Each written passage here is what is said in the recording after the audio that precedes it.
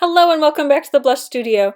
Today we're going to go through my watercolor hibiscus painting. I'm going to show you just the color mixing and the actual painting application. If you would like to see the bumblebee that I've already painted, I have that tutorial linked for you down below. But let's get started. I'm going to start with really what's been kind of my go-to green lately. I love this Daniel Smith green kind of mixed with some Sap Green and a little bit of like the Terre Verte and some yellow ochre. So you'll see I'm starting to kind of like play around with different amounts of each of these colors. It gives you kind of like a, I don't know, it's like a nice moody green, but it's not too bright.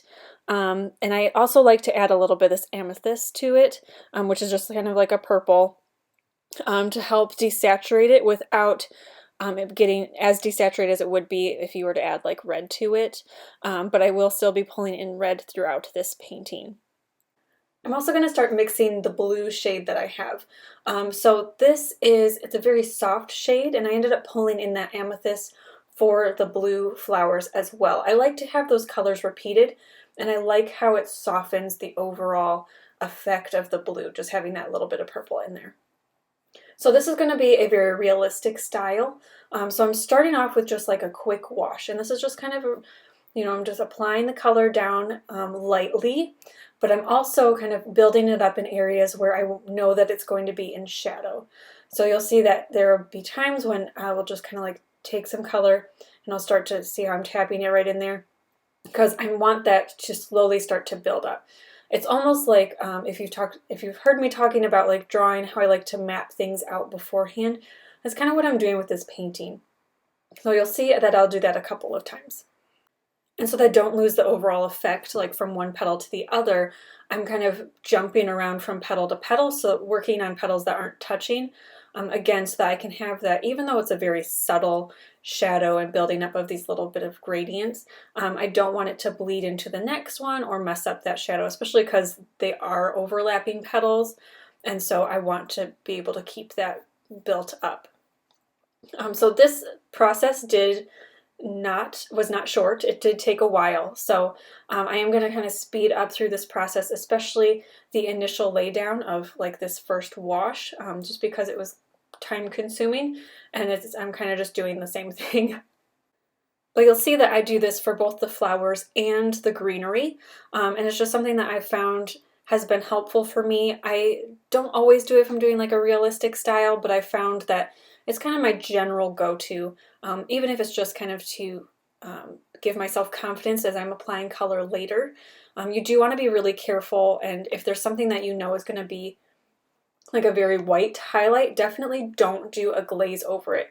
It's just very difficult to take watercolor off and to make it lighter. So it's easy to make it a lot darker, but very difficult to make it lighter. So always, if if something's going to be really light, when in doubt, don't paint on it at all. All right, and now I'm just going to do the same thing with the greenery. Now that I've got all of the flowers done, you can see that I also, up towards the top, there are a couple buds there, and I added a little bit of blue on the tips, and that's just to kind of help that to show through.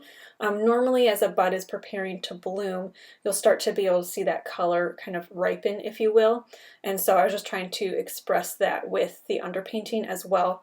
It's also just like a nice note for myself to remember to include that. Now for this, in order to make it go a little bit faster, I could have used a larger brush. If I were to do it again, I'd probably use my number 10 round. Right here I'm using my number 8, which has just kind of been my favorite lately, the past 2 months or so, as I've kind of dove back into watercolor. I've just really been loving the number 8, even though in general number 6 is my favorite.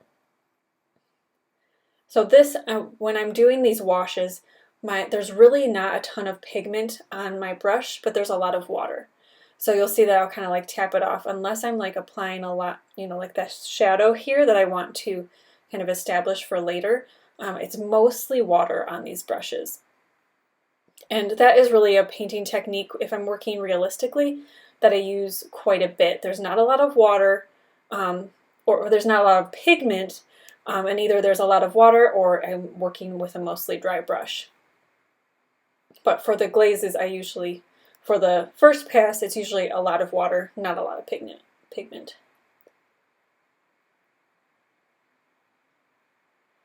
Alright, so time to mix these two together just to get the kind of general shade that I want. I'm messing around with things, adding a little bit more yellow ochre to kind of warm it up. But I also want to have two different options. So I have kind of my main body, then at the top I have a section that's a little bit of a warmer tone, and then towards the bottom I have something that's a little bit deeper for if I want to start making a shadow. So I've switched to a smaller brush. This is my number 6 round brush, and I'm working again with just another glaze, if you will. So this is another light layer of watercolor. There's a lot of water on here and not a lot of pigment, just to kind of keep things from getting too dark too quickly. And you'll see occasionally I will go like off screen, and if it's like really fast, it's usually because I'm dabbing excess color off, which is what I did there. Any excess pigment will make it difficult for me to kind of create a nice even blend, which is just something that I like to have in my watercolors. I don't always do that. Sometimes I allow the shapes to kind of play through and have those hard edges, but for this, I really want it to be nice and smooth. So you see I'm picking up some of that excess color, and then as I go to the side, I'm dabbing it off on just a rag that I have just to kind of get rid of some of that excess color. Because this is just my second pass, I'm really just kind of building up those shadows that I've already identified, but I'm kind of refining them. So I'm deepening them a little bit, but I'm adding a little bit of character. So these leaves have a lot of texture and kind of this ruffle to them, and so I'm trying to capture that well with this composition, or with this painting style, but I also don't want to get, again, I don't want to get too dark too quickly, because I feel like it'll overwhelm the composition overall. And full disclosure, this is my third time painting this composition, and the first time I got too dark really fast. So that's kind of one thing that I'm really watching here, is I'm making sure that I'm not getting too dark too quickly, because again, if when in doubt, do it light, because you can always add more pigment to it. And I'm just going to continue this through the whole painting. I'm not usually one to do this many passes, but because I'd already done this painting 2 other times, I decided to go really slow with this one. So I did 3 or 4 passes, and a pass in watercolor or just in painting is just kind of like layers of paint that you go through very lightly. It helps things to look more realistic and have a lot more dimension. It also allows you to kind of build up the color slowly so that you're able to have a little bit more control.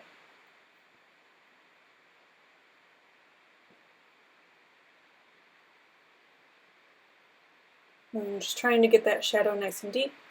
Now these buds I ended up having a lot of fun with. I ended up really embracing kind of the looser style and just allowing the shapes to kind of pull through instead of having everything perfectly blended. And I actually liked that, especially for a bud that, if you've ever looked at a hibiscus bud, they do have some texture to them that is really interesting. And so that was kind of fun to play up as well. So we'll see more of that in a little bit. But again, this is just my second pass. See how I'm deepening that shadow. Now, something that you're going to see, if you haven't already noticed it, I have my light source here coming from the right. So I'm always applying deeper colors and shadows on the left-hand side of my objects. To keep things consistent, you really want to make sure that your light source is consistent. If you're using a good reference, that should kind of come automatically. I had multiple reference photos for this composition, which I don't necessarily recommend for kind of this realistic painting style. So I had to work off my instinct a little bit more of like, okay, where is the light source? And so I'm just keeping that everything consistent.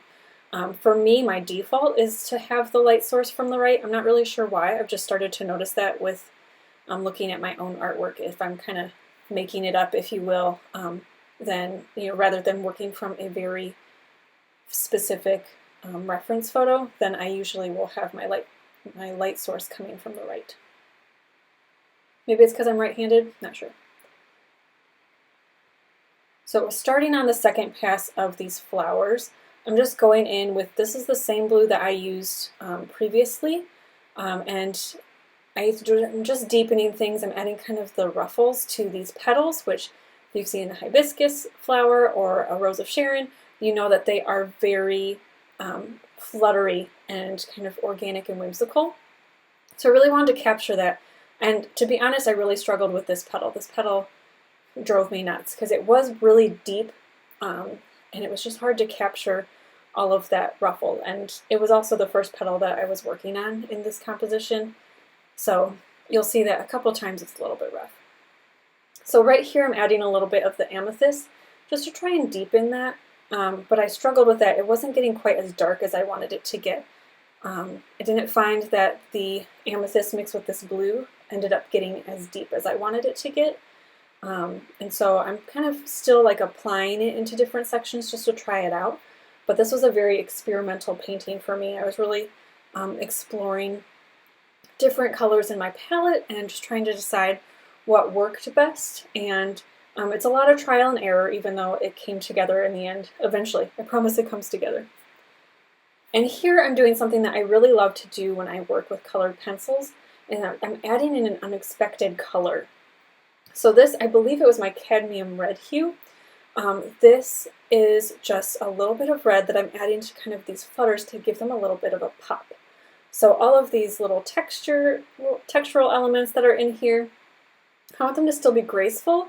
So I don't want to add like just to add a deeper shadow, but in order to give them a little bit more emphasis and a little bit more visual interest, I'm adding that little pop of red, and I'll be doing that through the entire composition.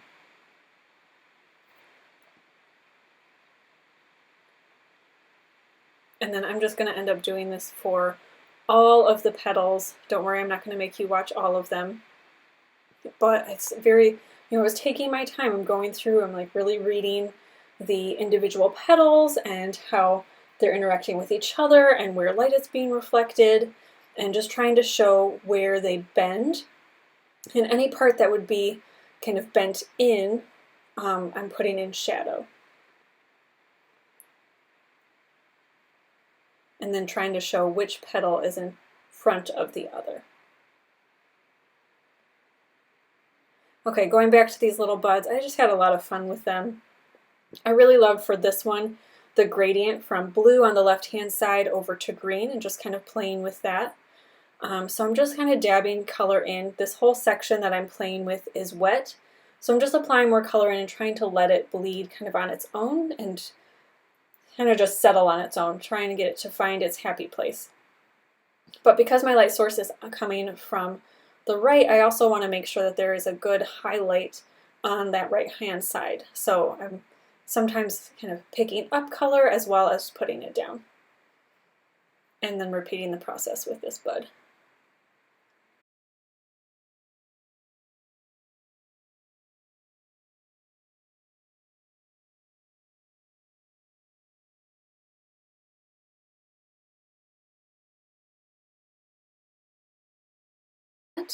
And then while the paint is still wet, I'll be dropping in other colors and moving it around as needed. Again, those are areas that I want to be lighter, and so, and I'm not sure necessarily how light I want them to be, so I'd rather have to go over them again with pigment than try and fix something that got too dark. Which unfortunately I had to do in my previous painting of this.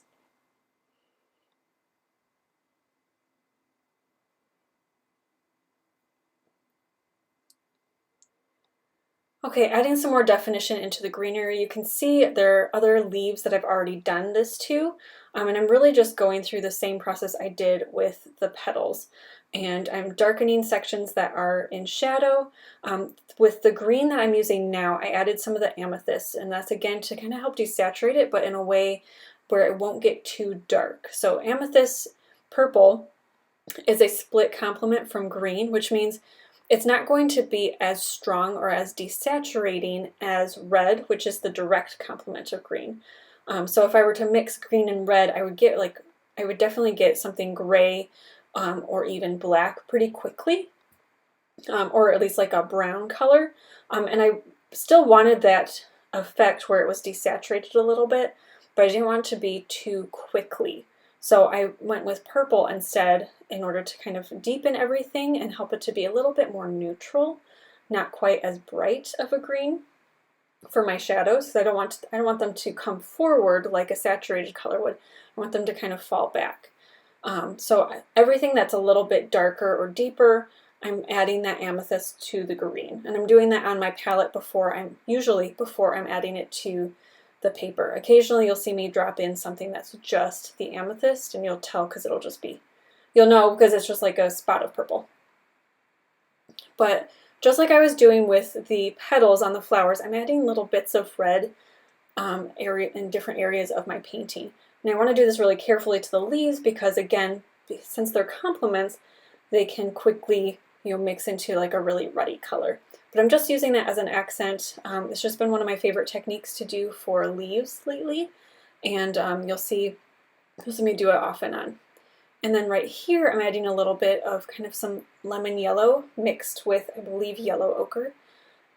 That's to kind of help create a little bit of a highlight on the leaves themselves, but also to help tie in the bumblebee, because I don't want him to be the only yellow element throughout the entire painting, or it looks a little bit, I mean, he doesn't really belong with the flowers necessarily, but I want him to look like a complete part of the composition, so I'm repeating his color palette within the composition a little bit.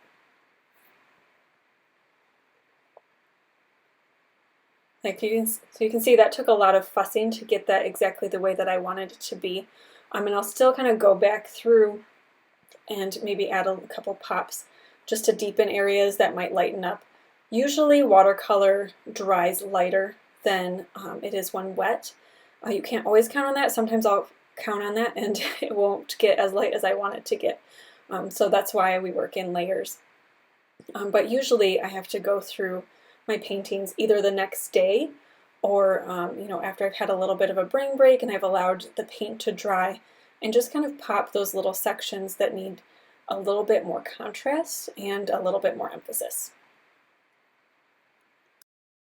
See just the variations that I have within the colors that I've mixed. So I like to have kind of a base color for all of my colors that I'm painting with, but then I also like to have kind of a variation with it, whether it's to add either like a warmer tone or a cooler tone, or even just something that's a little bit darker. I also like to have a chance for certain colors to mix together, so you can see kind of at the top the warmer green mixed with the blue. I ended up not loving that very much, so I didn't really use it. But there were times when I did like pull in a little bit of the blue to add to the greenery in order to just kind of add a little bit of visual interest. And then, I'm pulling from this like purple section to help get a little bit of pop, but then I'm going up here to the blue and then again adding purple into it, and then adding that to the composition in this shadow area that I want to be nice and deep. And that's just something that I've always done. It's something that I do with my colored pencil technique, and I'm really trying to kind of add that into watercolor to see how I can kind of blend my two worlds together, if you will.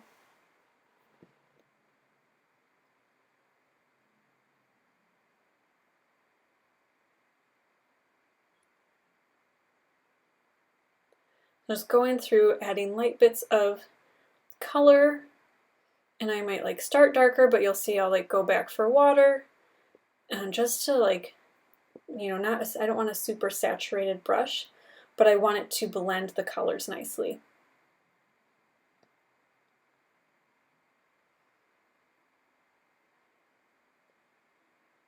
And again, I believe I mentioned it before, but just in case I didn't, the technique that I'm using, the watercolor technique, is considered a glaze, and it's really just like a light wash of watercolor. Usually not a ton of pigment onto the brush, and not always a lot of water either. Usually when I do it, it's a pretty dry brush, but some artists are able to work wet without completely losing control. Unfortunately, I'm not really one of them. And that's just like working with these little layers of color to help add dimension and sometimes some visual interest with the color itself. But that's just kind of like working slowly. You see how I picked up that yellow? I'm adding that to a highlight real quick. That's again to kind of unify the piece with the bumblebee so that he fits, he's not just kind of slapped on there.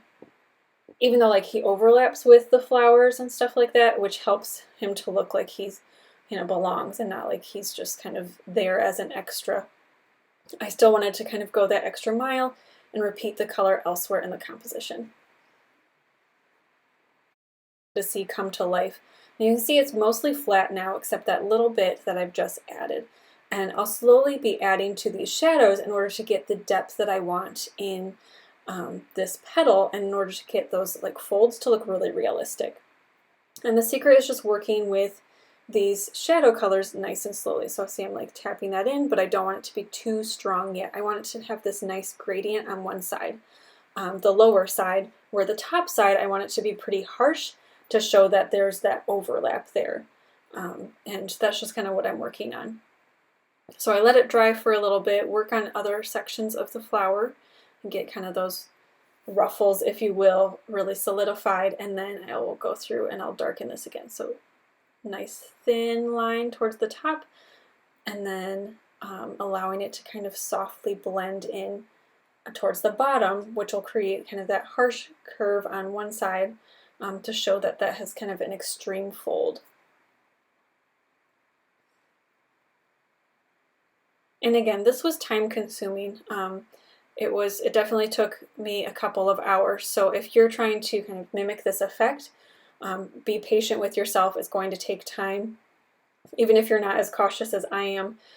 Just kind of building up those colors and the ruffles, that just takes some time, and having that depth and patience. But I do think it paid off in the end. So press on, it'll be worth it. And there's that little touch of red again.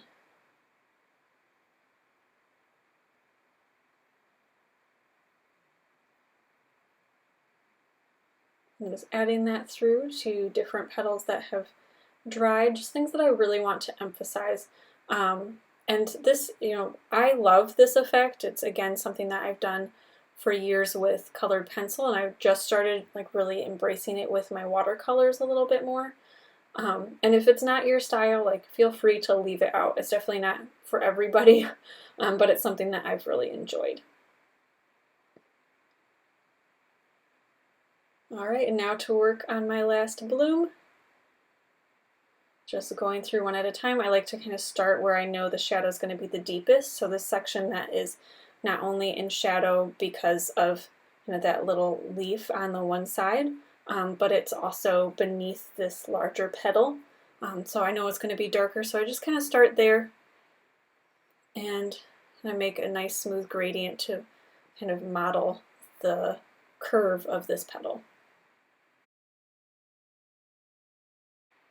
All right, this section was a little bit tricky because according to where my light source is, this petal here at the bottom and on the left should be quite dark, but I didn't want it to distract from my bumblebee or to kind of get mixed up with that by getting too dark and kind of conflicting or battling with the dark bumblebee head. So I was kind of playing around with that a little bit. I did add a little bit of red to the top of the petal in the foreground in order to help it to differentiate, but I ended up kind of going with a nicer gradient, which I'll show you in a second. I forgot that I messed with this a little bit more.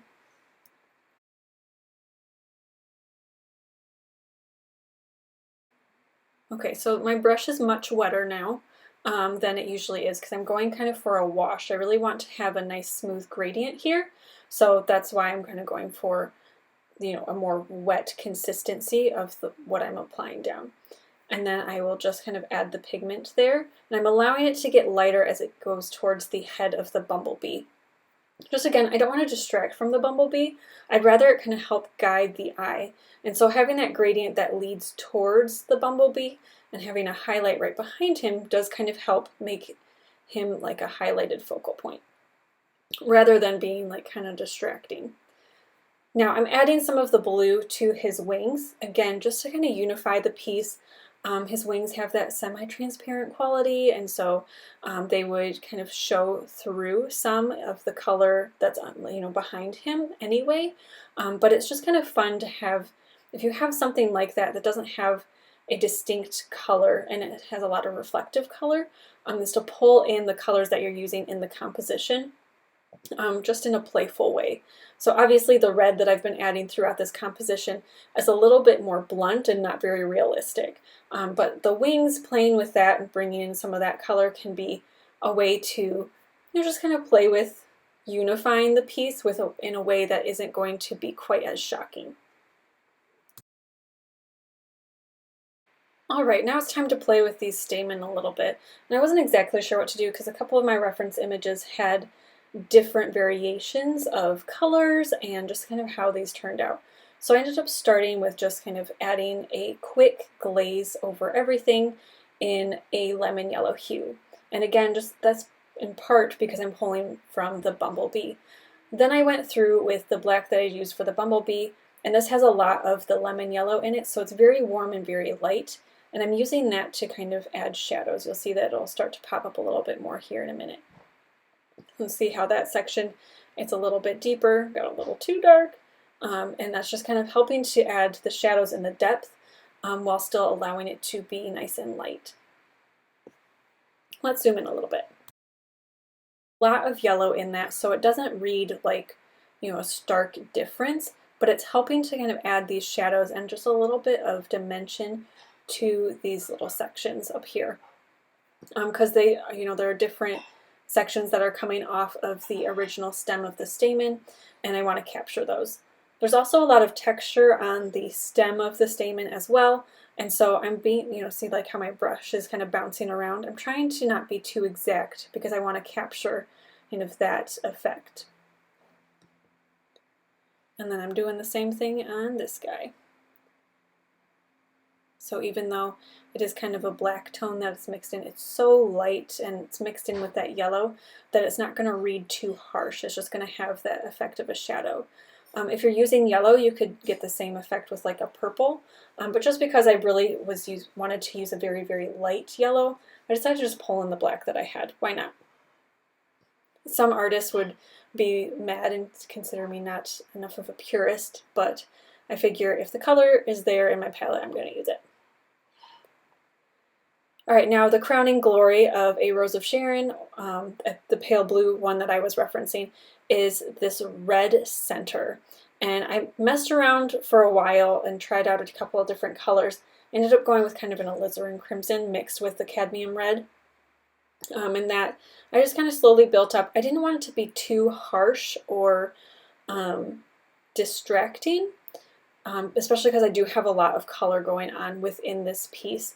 But I felt like it was important to the accuracy of the composition overall to include that element within the painting.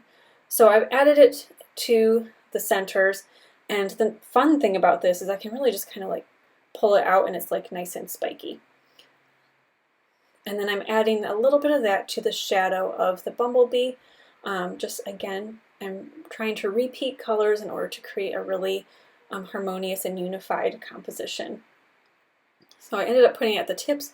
I put it on the tip of this one as well, and I didn't love it, but I wasn't able to lighten it enough. So definitely be careful when you're working with red, even if you're just working with like a glaze, because red is just a very strong pigmented color. And that, my friends, is the finished painting. If you found this tutorial helpful, I would really appreciate if you gave this video a thumbs up or subscribed. Overall, I'm pretty happy with how this one turned out. I love the pale blue with the yellow bumblebee. Let me know down below what you'd like to see next, and until our next video, happy painting!